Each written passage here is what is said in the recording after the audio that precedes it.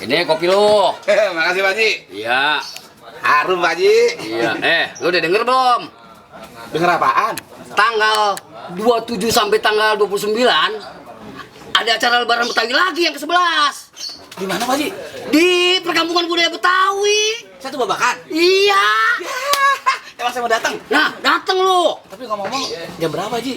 Tiap harinya jam 9 sampai kelar. Kelarnya malam. Oh gitu? Iya. Ada apaan aja Wah, banyak man. Ada tari ondel-ondel, tari lenong, ada topeng, kulinernya. Banyak dah. Geplak ada geplak. Rame, geplak lagi. Saya lagi ngidam Pak Haji. Iya. Saya datang dari dulu Iya. pokoknya. Ada kue cucur, kue ongol-ongol. Kesukaan saya semua Pak Haji. Iya, pokoknya rame dah, ya. Iya, bareng ya, bareng. Iya, iya. Iya. Jangan, ajak keluarga lu.